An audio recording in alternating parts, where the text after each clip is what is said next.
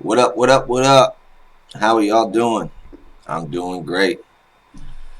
Saturday afternoon on the East Coast. The UK boxing is back. The card has started. I'm running a little bit late because work never stops. But before I get started, I gotta give you a quick story here. So you all know this is a new channel for me. Just started it up, and the ultimate goal of this channel is to get subscribers and be able to go live and talk to people about boxing.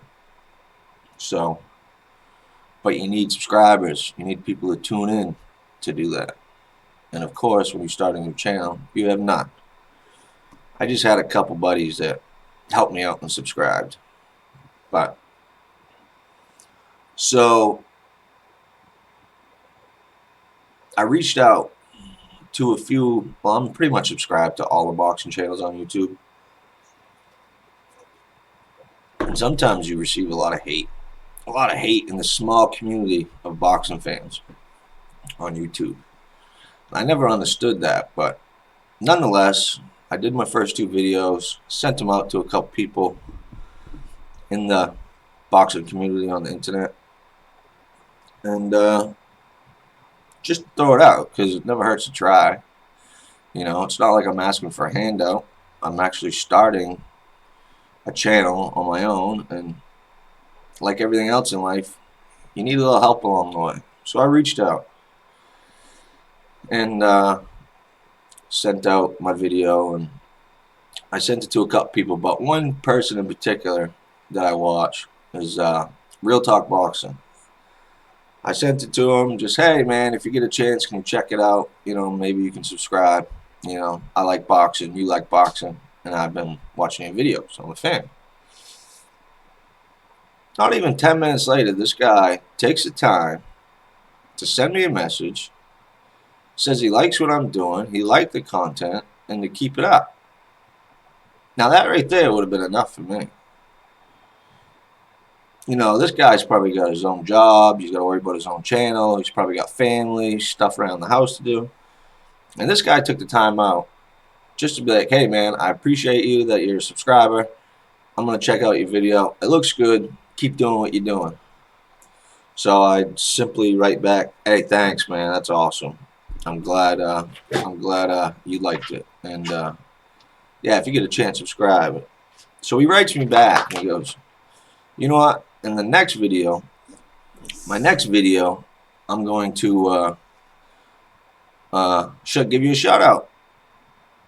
So I'm super excited. Sweet, man. He doesn't have to do this stuff, but he did, and that goes to show you that there's still good people in this little boxing community that we got. And so shout out to Real Talk Boxing. Go subscribe to him. I don't have it all set up yet where I can put the fancy link button on my screen yet. I got to look into that. But I'm going to put his channel in the description down below. So check out Real Talk Boxing. You didn't have to do that. You're a good dude, man. I appreciate it. And I'm going to keep tuning into you like I always been. So that's a story. Good people helping out good people. So I appreciate it. Check them out. Real Talk Boxing. The description, I'll put the link in the description below. So yeah, that was a good look for me. And I got some subscribers from it. So much appreciated. I love that. So now, as we move on, we got two young kids that are fighting today and tonight. In the East Coast, Josh Warrington will be fighting here shortly. And then you got Jojo Diaz fighting tonight. But it got me thinking, in the past month or two, these are two fighters that pretty much just relinquished the IBF belt. And it got me thinking, is the IBF too strict? I mean, we always want the sanctioning bodies to be strict, and if your mandatory is there, you should fight them unless you're fighting for a unification. That's my view on it. If you're not fighting a unification, then you should have to fight your mandatory. And the IBF are real strict with this. But this came back to bite him with the Josh Warrington, because Josh Warrington a couple fights ago fought Kid Galahad. Not many people like the fight because of Kid Galahad style. A lot of jabbing and grabbing, like a almost like Vladimir Klitschko. That's how bad that fight was. And Josh Warrington got the decision. And so Josh Warrington had one more fight after that. And guess what? The IBF puts Kid Galahad back mandatory. So now, since we all know the IBF is super strict, Josh Warrington has to fight him again or lose his belt. And so eventually he had to drop it. Especially because now they're both with Eddie. Before, Josh Warrington was with Frank Warren and Eddie Hearn before that. But with the pandemic and no fans, and Eddie Hearn really couldn't afford to pay Kid Galahad and Josh Warrington for a behind-the-scenes fight. Even though they didn't want that fight anyway, because Josh Warrington just fought Kid Galahad 2 fights before that. So he dropped his belt. So that's the story with Josh Warrington. It gets a little bit deeper than that, but that's the story with him. And then, of course, yesterday, Jojo Diaz comes to the scales and weighs over 3 pounds over the limit. 3.3 or something over the limit. I mean, just that baffles me. I mean, it kind of says you didn't even try. I mean, I never heard of him having weight problems before, maybe because I just haven't thought about it too much. But 3.3 pounds over the weight limit. So he gets stripped.